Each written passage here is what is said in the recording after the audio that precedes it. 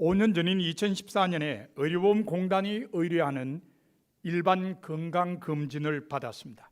결과 통보서를 보니까 혈압이 80에서 130, 공복 혈당이 112였습니다. 2012년까지 검진 결과가 보통 혈압이 80에서 120이고 공복혈당이 100 아래였는데 혈압도 공복혈당도 많이 올랐다는 생각이 들었습니다. 앞으로 잘못하면 나이 들면서 혈압약도 먹고 당뇨병 약도 먹게 되겠구나 하는 생각이 들었습니다. 그래서 과감하게 다이어트를 시작했습니다. 아침에는 과일, 야채 그리고 고구마 1개를 먹고 저녁에는 두부 반쪽만 먹었습니다. 물론 집에서 먹을 때 얘기입니다. 밖에 나왔을 때는 이 원칙은 지켜지지 않았습니다. 그리고 점심 식사는 자유롭게 마음껏 먹었습니다. 올 봄까지 제 몸은 제 의지대로 잘 따라 주었습니다. 5년 다이어트로 10kg을 감량했습니다. 철이 바뀔 때마다 바지의 허리 부분을 줄여야 하는 기분 좋은 일이 발생했습니다. 그런데 지난 여름부터 제 몸에 이상 징후가 나타나기 시작했습니다. 난생 처음으로 위산이 역류하는 일이 있더니 40년 동안 이어오던 배변 습관이 변해버렸습니다. 변비와 설사가 반복된 것입니다. 속도 더부룩한 게 아주 불편했습니다. 저는 시골에서 생활할 때 늘 개를 키웠습니다. 그런데 개를 키워보면 개들은 배탈이 나면은 어떻게 하죠? 음식을 먹지 않습니다. 얘들은 아예 굶습니다. 그래서 뼈다귀 같은 거 있으면 흙을 파서 거기다 묻어두고 나중에 다 나은 다음에 그걸 꺼내 먹습니다. 제가 개들의 그 모습을 보고 좀 배웠습니다. 그래서 속이 안 좋다 그러면은 굶든지 죽을 먹든지 하면서 속을 다스려 왔습니다. 이번에도 변비와 설사가 반복되니까 굶을 때도 있었고 또 죽을 먹을 때도 있었습니다. 그랬더니 삽시간에 체중이 빠져버렸습니다. 5년에 10kg 다이어트 이건 저리 가랍니다. 그냥 쭉쭉쭉쭉 체중이 빠졌습니다. 그런데도 속은 여전히 더부룩하고 불편했습니다. 만성 위염이 있다고 판정받은 저로서는 이게 위궤양이 생긴 게 아닌가라는 생각이 들었습니다. 그래서 위내시경 검사를 신청하고 검사를 받았습니다. 검사 결과는 아무 문제가 없었습니다. 위는 아주 깨끗하다는 것입니다. 의사 선생님은 아주 기쁜 표정으로 위가 깨끗하다고 말하는데 듣는 저는 그럼 뭐 때문인가 라는 생각에서 벗어날 수가 없었습니다. 그래서 의사 선생님께 제 몸 상태를 설명했습니다. 제 설명을 들은 의사 선생님은 몸무게가 갑작스럽게 많이 줄은 것을 염려하면서 우선은 유산균으로 장이 안정을 찾도록 해보자고 하셨습니다. 하지만 한 달 동안 유산균을 먹었는데도 아무 효과가 없었습니다. 한 달 만에 다시 만난 의사 선생님은 짚히는 데가 있으신지 복부 CT 촬영을 해보자고 하셨습니다. CT 촬영을 하고 일주일 후에 결과를 보러 갔더니 의사 선생님이 췌장에 혹이 보인다고 하시며 입원해서 정밀 검사를 받으라고 했습니다. 암일 가능성이 많다는 말씀도 함께 해 주셨습니다. 닷새 후에 병원에 입원해서 여러 가지 검사를 받았습니다. MRI, 초음파 내시경 등 처음 해보는 검사를 3일 동안 받았습니다. 성탄절 다음 날인 지난 26일 오전에 검사 결과를 보러 병원에 갔습니다. 의사 선생님이 사진을 보여주시며 담담하게 말씀하셨습니다. 췌간 선암입니다. 췌장암이라는 말이었습니다. 잠시 침묵이 흐른 뒤에 제가 물었습니다. 몇 기인가요? 의사 선생님은 3기라고 하셨습니다. 그러자 함께 따라간 제 아들이 물었습니다. 혈관이나 다른 곳으로 전이가 되지는 않았습니까? 의사 선생님은 다른 곳으로 전이가 되지 않았다고 하시며 그래서 3기라고 설명을 해 주었습니다. 하지만 암세포가 큰 데다가 동맥을 덮고 있어서 당장은 수술을 할 수 없고 약물 치료로 암세포를 줄인 후에 손을 댈 수 있다고 했습니다. 그래서 내년 1월 6일부터 격주로 항암 주사를 맞는 것으로 약속을 하고 돌아왔습니다. 여러분의 기도를 부탁합니다. 그러나 저는 이 모든 진행 과정을 경험하면서 하나님께서 저와 저희 가족에게 새로운 이야기를 만드시는 게 아닌가라는 생각이 들었습니다. 의사 선생님이 저에게 가족 중에 암으로 투병하신 분이 계셨느냐고 물었습니다. 그래서 제가 이렇게 대답했습니다. 제 아버님께서 암으로 돌아가셨고요, 큰아버님도 암으로 돌아가셨습니다. 그리고 작은 아버님도 암으로 돌아가셨습니다. 삼형제 모두 암으로 돌아가셨습니다. 제 손위 형님이 한 분 계셨는데 몇 해 전에 암으로 돌아가셨습니다. 사촌 형님도 한 분 계셨는데 역시 암으로 돌아가셨습니다. 사촌 남동생이 하나 있는데 위암 수술을 받고 지금 어쨌든 살아 있습니다. 그리고 제 큰누님도 지금 췌장암 치료를 받고 있습니다. 제 말 들은 의사 선생님이 깜짝 놀라시면서 저희 집안에 어느 데인지는 모르지만 암을 통제하는 시스템이 붕괴된 것 같다고 하셨습니다. 그러면서 가족이 누가 더 있느냐고 묻기에 남동생 셋이 있다 그랬어요. 그랬더니 당장 연락해서 그 사람 셋 다 반드시 빨리 검사 받으라고 하라고 일러 주었습니다. 하나님께서는 벌써 저를 통해서 제 가족들이 자기 몸을 돌아보게 하셨습니다. 그래서 이번 일을 통해 저희 가족에 대한 새로운 이야기를 만드시는 것으로 생각됩니다. 제가 정밀 검사를 위해 병원에 입원했을 때 둘째 날 새벽에 눈을 떴는데 갑자기 하나님의 말씀이 머리에 떠올랐습니다. 두려워하지 말라. 내가 너와 함께 함이라. 놀라지 말라. 나는 네 하나님이 됩니다. 내가 너를 굳세게 하리라. 참으로 너를 도와주리라. 참으로 나의 의로운 오른손으로 너를 붙들리라. 바로 이사야 41장 10절 말씀이었습니다. 제가 이번에 계신 교우들을 신방할 때에 자주 읽어드린 말씀입니다. 그런데 그 말씀이 갑자기 떠오른 것입니다. 제 스스로 제 자신을 격려하기 위해 생각나게 한 말씀일 수도 있습니다. 그러나 하나님께서 저를 격려해 주시기 위해 주신 말씀이기도 함을 저는 의심하지 않습니다. 그래서 저는 앞으로의 모든 치료 과정에 하나님께서 함께 하시며 저와 저희 가족에게 새로운 이야기를 만드시리라고 확신합니다. 저희 집에는 이미 하나님께서 만드신 이야기가 몇 개 있습니다. 그 가운데 하나가 김치 냉장고와 관련된 이야기입니다. 제가 개동교에서 목회할 때에 저희 어머님이 돌아가셨습니다. 아버님은 그보다 4년 전에 돌아가셨고요. 부모님이 돌아가신 후에 가족들이 더 의좋게 지내기 위해서 저를 포함해 서울에 살던 사형제 모든 식구는 한 달에 한 번씩 돌아가면서 모이기로 했습니다. 내 집 식구만도 15명인데 서울에 올라와 있는 조카들과 그 식구들도 함께 모이면 20명이 될 때도 있었습니다. 모여서 저녁 식사를 함께하며 즐겁게 대화를 나누다가 헤어집니다. 저희는 이 가족 모임을 의미 있게 생각하며 18년째 계속하고 있습니다. 그런데 한 번은 막내 동생 집에 모였을 때인데 초등학교 교사인 막내 동생이 제 아내에게 자기가 제1회 전국 교사 보링대회에 참가해서 1등을 했는데 부상으로 김치 냉장고를 받았다고 했습니다. 문제는 김치 냉장고의 크기였습니다.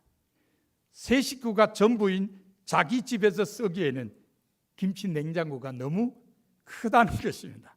그러니 손님 접대가 많은 형님 댁에서 이 큰 김치 냉장고를 가져가시고 대신에 작은 거 하나 사달라는 것이었습니다. 제 아내가 그 말을 듣고 굉장히 기뻐했습니다. 형님네를 생각해 주는 시동생 내외가 무척 고마웠던 모양입니다. 제 아내는 그렇게 하겠다고 대답했습니다. 그리고 늦게까지 재밌게 놀다가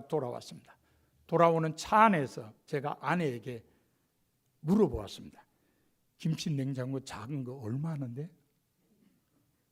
그랬더니 집사람이 몰라. 그리고 아주 퉁명스럽게 대답했습니다. 괜히 기분 좋았는데 찬물 끼얹는 것 같아서 더 이상 묻지를 않았습니다. 그 다음 날이 우리 감리교 서울연의 목회자 부부 체육대회가 열린 날이었습니다. 제가 속해 있던 종로지방 목회자 부부도 참석해서 하루 종일 즐거운 시간을 보냈습니다. 운동 경기가 다 끝났습니다. 운동 경기 끝난 다음에 뭐 하죠?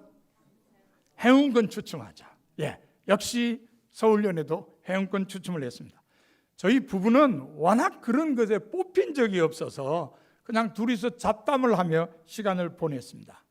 그때 제가 아내에게 다시 물어보았습니다. 막내한테서 그거 받아오고 새로 작은 거 하나 사줄 거야? 그랬더니 그래야지 하고 역시 퉁명스럽게 대답했습니다. 제가 다시 물었습니다. 그거 아무리 작은 거라도 값이 좀 나갈 거 아니야? 그랬더니 이번에도 그렇겠지라고 아주 짧게 대답했습니다. 대화가 계속되지를 않았습니다. 아마 우리 집사람 생각에는 김치 냉장고의 가격이 조금은 부담스러웠던 것 같았습니다. 대화는 끝났고 행운권 추첨은 계속됩니다. 저희 부부는 그냥 말없이 쳐다보고만 있었습니다. 그런데 뒤로 갈수록 환호성이 더 커졌습니다. 이유가 뭐죠? 상품이 더 크니까요. 한참 구경하고 있는데 갑자기 제 아내가 자리에서 벌떡 일어나더니 좋아서 난리가 났습니다. 자기 번호가 당첨됐다는 겁니다. 웬일이니? 그러고 막 앞으로 달려나갔습니다. 진행자가 제 아내 혼자 달려오는 걸 보더니 남편도 함께 나오라고 했습니다. 그래서 저도 함께 나갔습니다. 둘이 들어도 무거운 큰 상자를 주었습니다. 자리에 돌아와서 상자에 쓴 글씨를 자세히 보니까 김치 냉장고였습니다. 정말 나중에 집에 와서 그걸 뜯어봤더니 딱 동생 집에 가기에 안성맞춤인 작고 예쁜 김치 냉장고였습니다. 그렇게 해서 동생이 받은 김치 냉장고는 저희 집으로 오고 저희 집사람이 받은 김치 냉장고는 제 동생 집에 가게 되었습니다. 이후로 저희 집 식구들은 김치 냉장고를 볼 때마다 이거 하나님이 주신 선물이야, 감사하게 써야 돼, 그런 이야기를 나누었습니다. 그리고 누가 와서 김치 냉장고 가격을 물으면 이거 하나님 우리한테 공짜로 선물로 주신 거예요 그러면서 김치 냉장고와 관련된 이야기를 들려주었습니다. 살아계신 하나님께서는 이렇게 이야기를 만드십니다. 그리고 인간들에게 그 이야기를 통해서 하나님의 살아계심을 전하도록 요구하십니다. 이를 위해 하나님께서는 때때로 증거를 남겨두기도 하십니다. 후대 사람들이 그 증거물을 보며 하나님의 살아계심을 이야기하도록 하기 위해서입니다. 성서에는 그런 예가 많습니다. 무지개 이야기는 그 대표적인 예입니다. 창세기 9장 13절에 보면 내가 내 무지개를 구름 속에 두었으니 이것이 나와 세상 사이의 언약의 증거니라고 기록되어 있습니다. 이 구절을 통해 우리가 알 수 있는 것은 하나님께서는 다시는 홍수로 세상을 멸하지 않으시겠다는 약속의 증거로 무지개를 주셨다는 것입니다. 지금도 무지개를 바라보는 인간들이 깨닫는 것은 하나님께서는 홍수로 세상을 심판하실 수 있는 능력이 있으시지만 인간을 위해 그 능력을 사용하지 않으신다는 사실입니다. 그러므로 무지개 이야기는 언제든지 악인들을 심판하실 수 있지만 사랑 때문에 참으시는 하나님의 살아계심을 증언하도록 하는 이야기입니다. 하나님께서는 이렇게 사람들이 하나님께서 주신 증거들을 가지고 하나님의 살아계심을 이야기하기를 원하십니다. 그런데 복음서에 의하면 예수님께서도 하나님의 능력을 체험한 사람들이 하나님에 대해 증언하는 이야기꾼들이 되기를 원하셨습니다. 마가복음 5장에 보면 12회를 혈종으로 앓다가 예수님을 만나 고침받은 여인에 대한 이야기가 기록되어 있습니다. 이 여인은 예수님에 대한 소문을 듣고 예수님의 옷에 손만 대어도 12년을 앓아온 혈류증이 나을 것이라는 확신이 생겼습니다.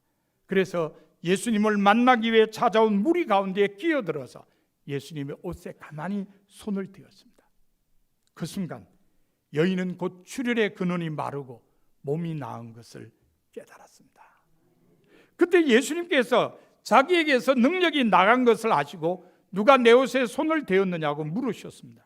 제자들은 눈을 둥그렇게 뜨고서 무리가 선생님을 에워싸고 떠밀고 있는데 누가 손을 대었느냐고 물으십니까? 라고 했습니다.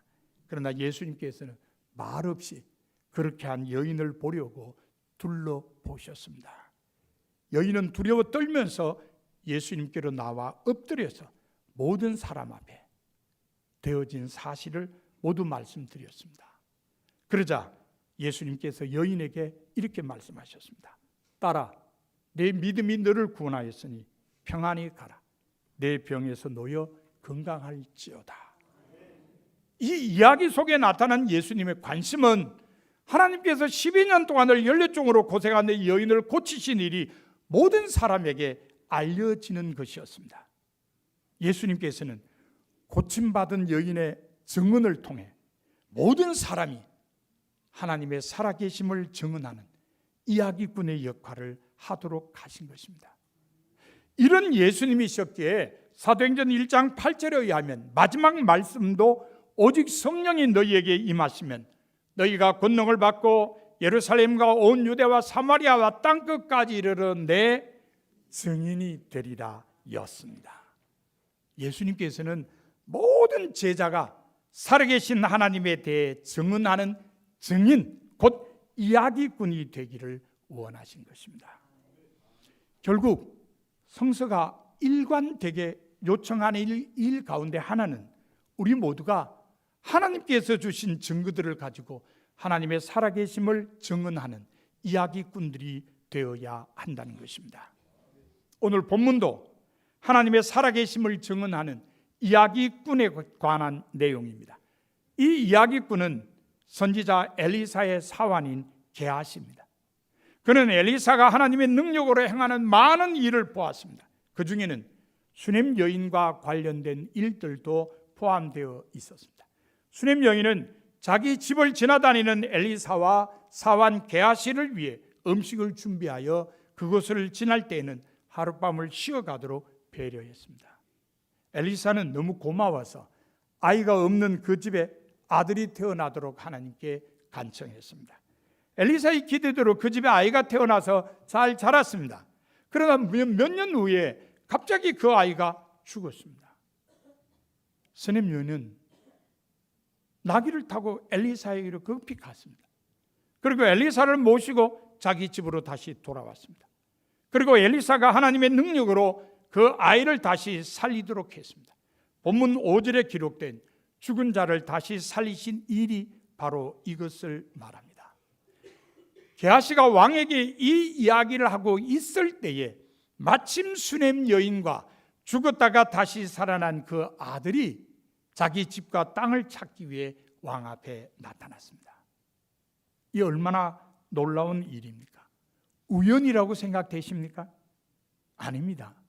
하나님께서 게하시의 말이 사실임을 뒷받침하기 위해 증거로 보내신 것입니다. 게하시가 살아계신 하나님에 대해 왕에게 이야기하며 하나님께서 왕이 그 이야기를 믿도록 확실한 증거를 보내셨습니다. 오늘 본문은 하나님께서 무엇을 기뻐하시는지 우리에게 분명히 가르쳐 줍니다. 하나님께서는 게하시와 같이 하나님의 살아계심을 증언하는 이야기꾼들을 기뻐하신다는 것입니다. 기뻐하실 뿐 아니라 구체적인 증거까지 뒷받침해 주신다는 것을 가르쳐 줍니다. 사랑하는 성도 여러분, 오늘 송년주일입니다. 지난 한 해 여러분은 사람들을 만나 이야기를 나눌 때 주로 어떤 이야기를 나누셨습니까? 상대방의 길을 꽉 꺾어주는 자기 성공담이었습니까? 아니면 아무리 해도 끝이 없는, 죄송합니다, 정치인들에 대한 비판이었습니까? 그것도 아니면 돈을 내고서라도 하고 싶은 자식 자랑이었습니까? 여러분이 항상 기억하셔야 할 것은 하나님께서는 여러분이 언제 어디서 누구와 어떤 이야기를 나누든지 그 이야기 속에 함께 하기를 원하신다는 사실입니다. 바로 여러분이 나누는 이야기 속에서 살아계신 하나님으로 인정받기를 원하신다는 말입니다. 하나님께서는 성서속의 하나님으로 묻혀 계신 것이 아니라 지금도 우리 삶의 현장에서 살아 역사하시는 하나님이시라는 것을 모든 사람이 알게 되기를 원하십니다. 여러분 모두 여러분의 이야기로 하나님의 살아계심을 전하시는 하나님의 이야기꾼들이 다 되시기를 바랍니다.